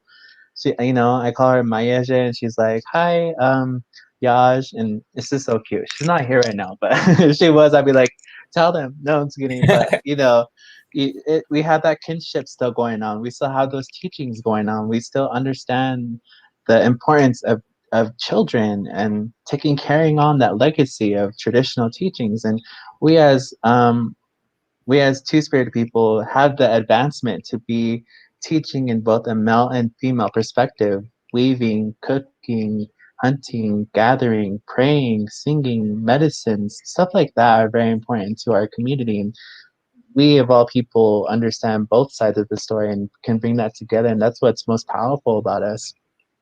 And so thank you for bringing that up, Logan. It's very important. Okay, like going back and forth. Can we go to Trey next? Like how people said, like I did feel different when I was like middle school-ish. Like, but when I came to high school, I remember one day in my freshman year, like my high school is very non-homophobic, so I felt safe to be what I was feeling. So one day I had a friend curl my hair one day, and I showed up to classes and stuff, and I heard people like, "Oh my God, this person's gay" and stuff. I heard that, and like it was freeing, I guess. But back in high school, I only said I was gay. I didn't say, I didn't sit down with myself, like, what, like, what gender am I? What do I feel? And all that stuff until I got to college. Uh, so yeah, I came to college and I found myself like I like being called a girl. I like these pronouns, and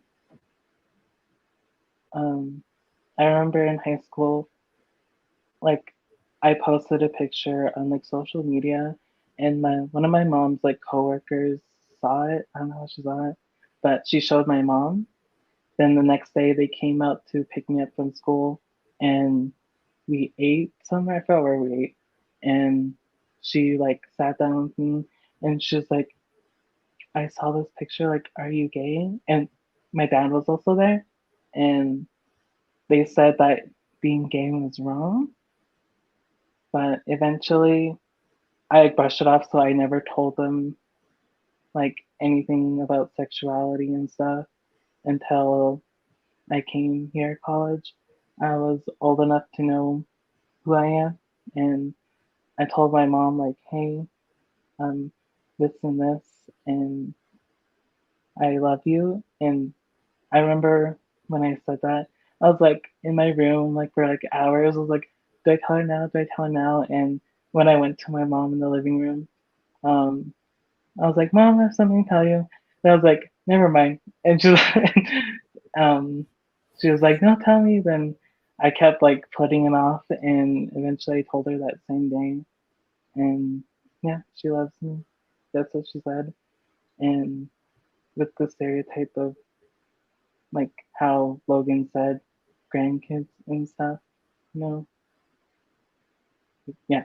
And also, I currently have like a boyfriend, and like he's a cis male, and sometimes his mom is in complications with our relationship because of the no grandkids like stereotype. I don't know what to call it, but yeah. So, but she doesn't care that I am trans per se. It's just the fact he can't produce offspring. Yeah. Wow, thank you for sharing, Trey. And you know, your story is special because you're a trans woman, and it's very hard in today's society for people to understand that and accept that. So I'm so proud of you for coming out and letting us know and your family know that is very important to share with your loved ones and to say this is me. You know, my pronouns are she, her, hers. I am a woman, etc. And it's very empowering to see you sit here today and say my mom loves me. Like that's all that matters is that we are loved because love is what love is what brings us to life. It's what empowers us to be Diné people, to be Nakle people, to be, you know, in these relationships with our loved ones because eh is is is all we need in this world. It's not about money or, you know, different things. Ke is like our relationships, whether you're passing on generations or not, or like you're just teaching generations, it's all in the works. So I'm so proud of all of you. Um, and Trey, like when Logan said he was straight, like did you have like a gay radar where you're like, oh. Sort of like that, yeah. She was like, Logan's like, he was like this. He's like, that's so funny. That's so cool that all of you know each other, or some of you know each other. That's really awesome. But I have two more questions, and then we're almost done. Um, okay, this is an audience question. What advice? Oh, I'm sorry. This is the second one. What does the Net Pride motto, or what does the Net Pride motto, I am a sacred being, mean to you? And we could start with Jean.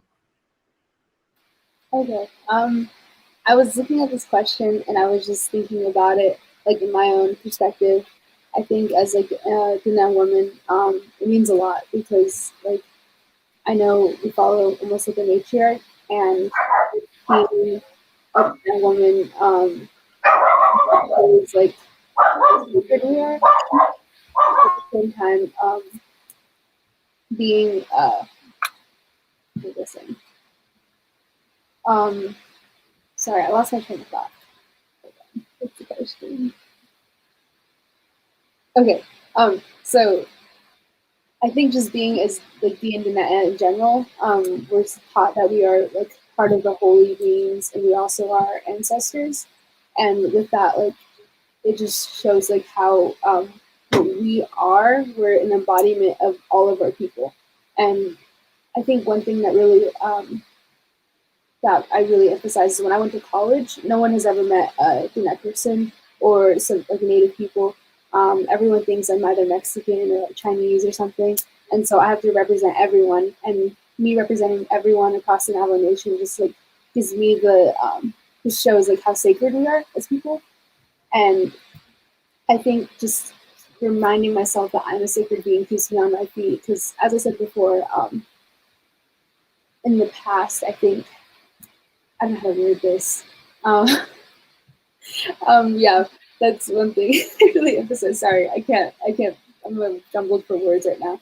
But I would just like to finish on the note that one thing I always think about is my mom wrote me this note last year when I first started college, and she said, just what is it, like always walk in beauty, and that just reminds me that we are sacred people and that we need to always like remember that. Like we need to emphasize that every day and like live our lives as sacred people and never forget that, I guess. Well, yeah, ego.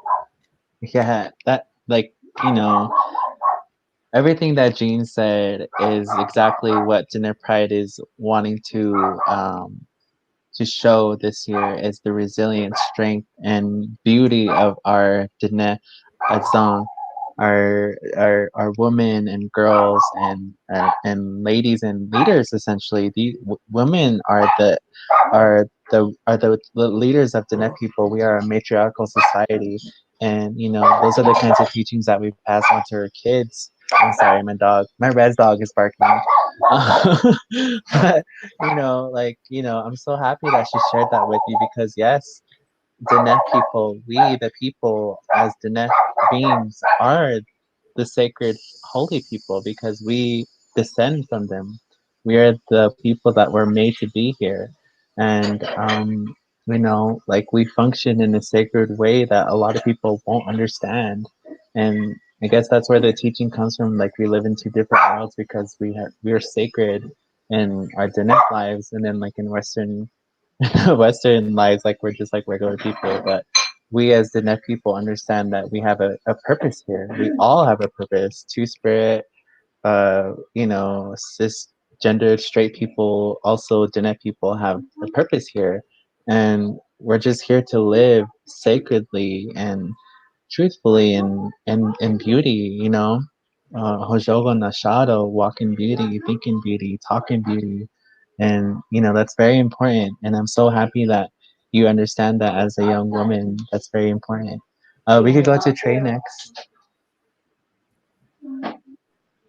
To me, being a sacred individual or sacred being is very like a heavy title, I would say. But me being here, me being going to college, me doing what I love, me having goals, me having dreams, is what makes me sacred. So,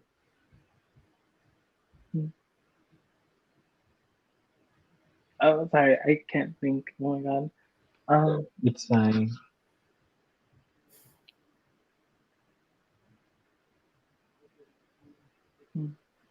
Well, being Finette is very crucial to my overall being, like being in Flagstaff, where I would say seeing a lot of Diné people and knowing how there are other people like me who are also sacred in going to school, because at NAU there is like the cultural center, so sometimes I would go over there and just absorb the energy of my people there, and just knowing that my people are here for the same reason I am, to go out and make a difference, and more representation is what I like doing. Exactly. Your very existence is sacred. Like you being here is sacred. You having words, thoughts, prayers, and songs, that's sacred. You're giving out what your purpose on this earth is for, you know, and that's something that I was taught. Like learning, teaching, understanding, progressing in this life is sacred. You like when we talk, like DM the net is always around us, and we can always find them and just like acknowledge them. That's sacred enough for them, and that's enough for them to bless us. Wearing turquoise is enough for them to look at us and revere us as sacred beings. And it's just that's part of our kinship. That's where our kinship comes from. The teaching of Ke is relations not only to individuals of human form, but also animal forms, mineral forms, and even all the way up into the galaxy. And that's amazing. It's amazing. Thank you for sharing, Trey. Can we go to Sean next? Yeah. So when I first read this question, the first word that came into mind was resiliency, like we said. And it is very important that, like, we have to remember that we are not supposed to be here, technically. We were supposed to be erased from history. And I think resiliency, being here today, is what feeds into, like, what it means to be a sacred being. Yeah. Exactly. Like, yeah, resilience, like, not to brag or anything, but we as indigenous peoples, y'all can't touch us. We just out here being sacred. Try your best. Try your best again. Can we go to Logan? Yeah. So kind of going off of what everybody else has said, it's kind of like this idea that we as Diné people are sacred beings, and we as five-fingered people are sacred beings, and just honoring every single life that is on earth as a sacred being.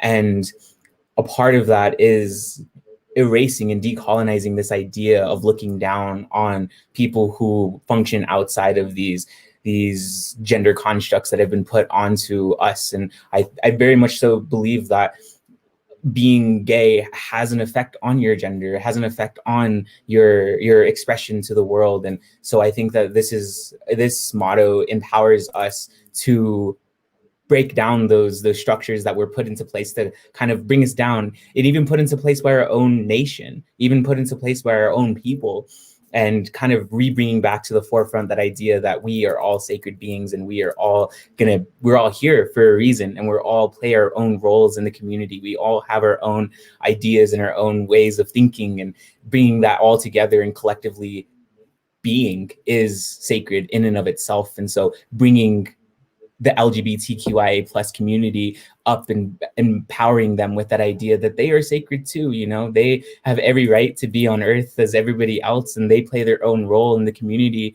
and they have their own ways of thinking and their own ways of navigating the world. And that in and of itself is powerful, and that is sacred.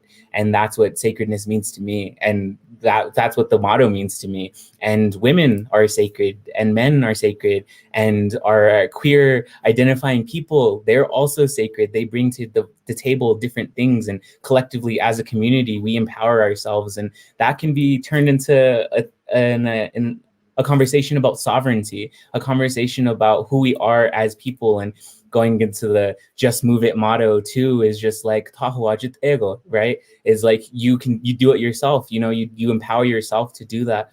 And I think that this motto is like everything else within Diné culture is just, it's all interconnected, and that we are, you know, like we have to empower ourselves, and this gives us the words and the vocabulary to do that, and bring us up to the table, give us a place at the table in the Diné community, give us our own place to stand and speak on these ideas and speak on these things, because we have our own perspectives. We see the world in a different way, we navigate it in a different way, we've understood it in a different way, you know, and that's not something that, let's say, straight people are able to identify, or cis identifying people are able to relate to. And that's powerful in and of itself, and diversity, and breaking down binaries, breaking down and understanding that we exist on spectrums, we exist on these things. And even within our creation stories, we have spectrums within that, you know, we have spectrums in that. And even just the ways that we talk about it, the ways that we talk about it today, there are many different variations, but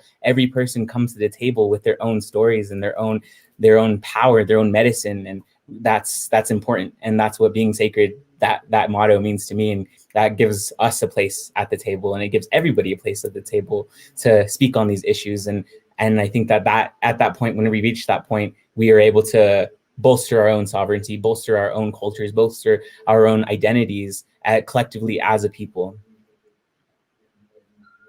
Yes, thank you for sharing, Logan. And yeah, as Logan said, Navajo Nation, you know, other nations, these are your youth.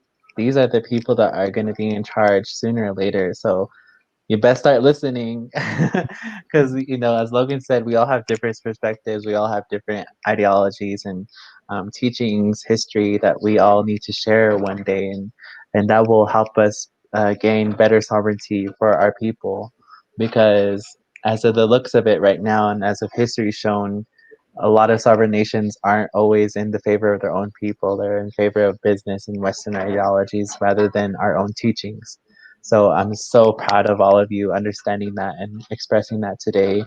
But just as a closing, closing this discussion, what are some advice you would want to give to an LGBTQ person who is Diné or Indigenous who wants to go to college? We could start with Geena. My biggest word of advice would be to decolonize colonial institutions. I think coming here really showed that, like, how college systems are built in a form of colonization, and just your very existence being there is a form of decolonization and resiliency. And to be mindful that you have generations of your ancestors standing behind you, and you can literally do anything as a person. So that's probably my biggest thing, is just your very existence is sacred as it is, but once you're in college, you're also still sacred, and just remember that. Thank you. Trey? Okay. My advice is always to be yourself. Like, sometimes you do need to step out of your comfort zone. That's why I'm doing this. I'm very like soft-spoken and shy, and like trying new things is how you find out what you're gonna do like later, like the things you love. Like I remember in like middle school, junior high, I didn't love gaming. Like it was until like high school, like my cousin showed me this game, and that's how I got hooked, and that's how I play games today, and I love doing it.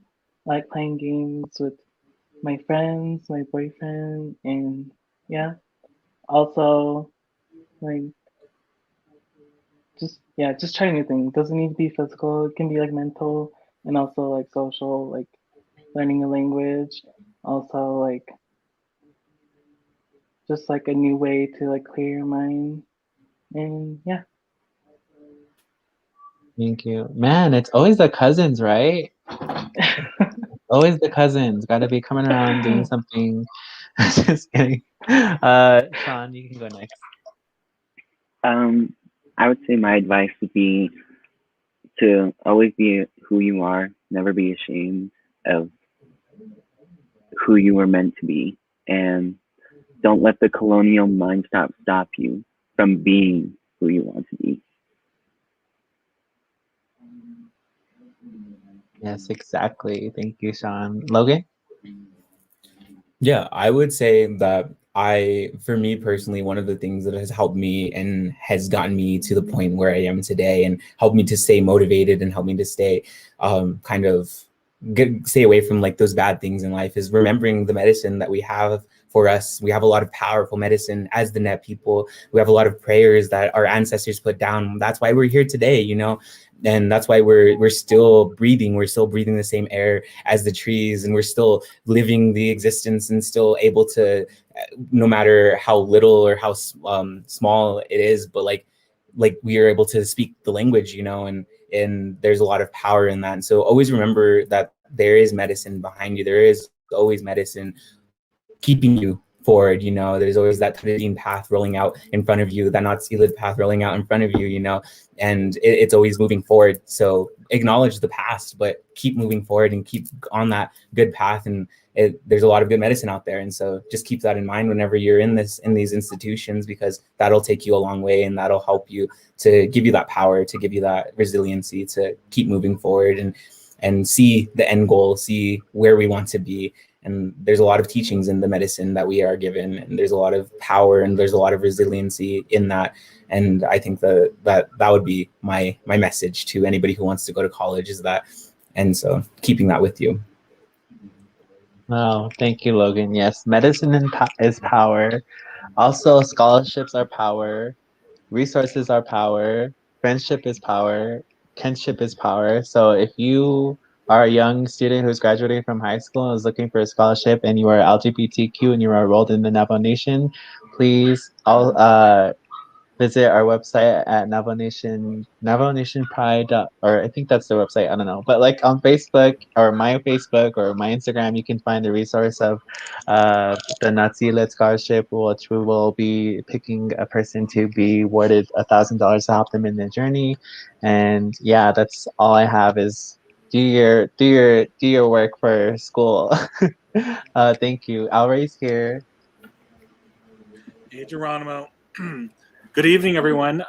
My name is Ray Nelson. I'm the Executive Director of Navajo Nation Pride.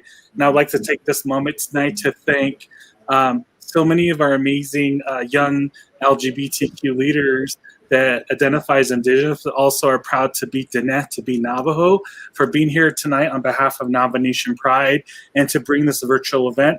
But also say thank you to my brother Logan here, who reached out to Diné Pride several weeks ago and wanted to figure out how he could get involved, especially during this historic time that we're going through as a people with this pandemic and with COVID-19, as we're trying to defeat that monster called COVID-19. And so I shared so many opportunities with Logan, and this is one of the things that came up as a thing that we can get done to share the stories and the perspectives of our college students.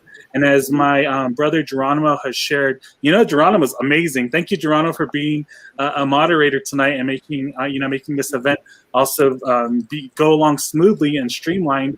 But also, in addition to that, Geronimo was recently featured online with Vogue magazine. So congratulations on that, Geronimo.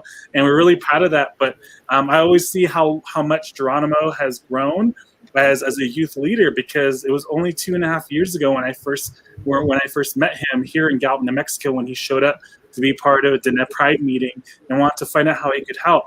And I see the same story in all of these leaders that you see around us tonight, how they want to find out how they can get involved with this movement, because this movement is more than just one person. This movement is about all of us as a community, rather you're Diné, rather that you're Native American, rather if you're Indigenous, not only from North America, but all across Turtle Island and so many other continents around the world. But on behalf of Navajo Nation Pride, I want to say thank you to our college students for being here, and congratulations to each and every one of you, especially that one college student that's listening tonight that is deciding where they want to go, whether it's Diné College, whether that's Navajo Technical University, whether it's UNM, whether that's ASU, U of A, going to Oregon, Oregon State University, University of Oregon, Northern Arizona University, or even at Dartmouth College, Stanford, or Harvard University. Our people will always be proud of you because your education will mean everything to us, because our expectations are you'll come back and actually replace me in the future and become the next executive director of Navajo Nation Pride, replace someone like Geronimo, who's a youth director for Diné Pride, and really lead on this movement for all of us. So on that note, I want to just conclude tonight and say thank you so much to Geronimo, to Trey, to Geena, to Sean, and to Logan for your leadership and for being here for your people. And to Geena, my sister, it really brought tears to my eyes tonight to hear you utilizing this platform for you to use your courage to stand up and say how proud and just say who you are, and to just share your story with all of us. And I want to just recognize that specifically tonight because, coming out is not easy for everybody. And I hope that whoever's watching this video in the future will understand that it takes a lot of courage, but you have that courage. It's okay to be who you are because time immemorial, our grandmas and our grandpas, our ancient relatives, we've been here longer than the white man. We've been longer than since time immemorial, and it means a lot to me being a member in this community to know that my people recognize our language, our culture, and the historical roles of those identified as LGBTQ, those identified as Dalpa, Nekle, and so many other identities. And we're not binary. Our gender identities are not straight. We're all, we're balanced in a way where all of us have our own identities that really represents who we are as a community, and we're diverse. And I'm speaking in a white man's language, in English, but I think for our listeners out there that need to understand, Diné Pride was founded on the motto of the Ingo Adasi case, meaning that I'm going to continue to believe in myself as being a sacred being. And so if you are watching tonight and say you're LGBTQ, IA, or Two-Spirit, you are a sacred being. You have a sacred role in this community. But on that note, now I'd like to just give an opportunity for everyone to say a good night to everybody. And before we play an amazing video called We Are One, and other than that, I'll get back to you, Geronimo. Thank you all. Thank you. Thank you everyone for being here. I really appreciate it. Thank you to Logan and Alray for putting this up and letting me be the moderator today. I'm so sorry if I just made this a pain for you to listen to me. But again, thank you to all our viewers. And thank you to Jean, thank you to Trey, to Sean, to Logan. Yeah, it was a beautiful time. So here's the video.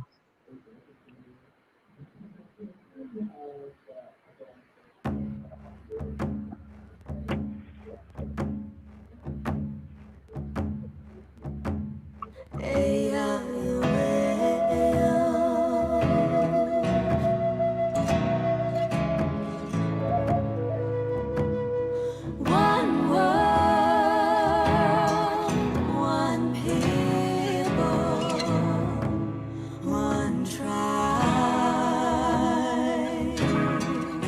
one tribe. What I know. What I know, we are one. What I know, no,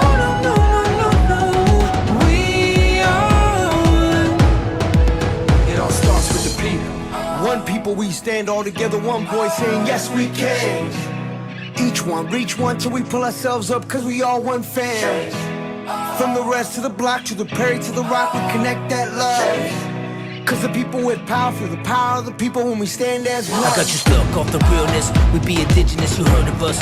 Max Heaven, the murderer, spreading the love with the water and earth and the stand against hate. Gotta know what the purpose is. We rise, the climate is changing, the signs of the times. It's time to start praying. Pray for the world and community. Prayers are more powerful when we're in unity. What I know, we are one. What I know, no, we are one. Woke up today, hugging hungry for a change, new path to take. Can't stay the same, it's been too long. Pointing out who's right or wrong, can you hear me out? All we need is a little bit of love. Take time to heal and it starts with us. Hand in hand, I put my trust. In one world, reunite, it's a must. Hold on to hope, we can overload. We can break the code with a single note. Sing out for the world to hear that our time is now, no more for tears. I looked into my son's eyes, a new day in a new light. Lift the veil and dwell so peaceful. Come together, one world, one people. What I know, we are one. What I know, no, we are one. It's who you are, it's who I am. We all bleed the same blood, yeah. Hey. We all bleed the same blood, yeah. We got beautiful differences, let me give you a peek. Over 500 tribes, but we all unique. And if we could not compete to eat, nothing could beat us. Jealousy is more dangerous than diabetes. See this unity? Imagine what it looked like. You would think we would do whatever it took, right? I would do anything for this good life. We could do anything if we unite. Come on. Young native, you are my savior. Say a prayer for our inspiration. From the block to your reservation. Any color, all my relations. From the basement, worldwide invasion.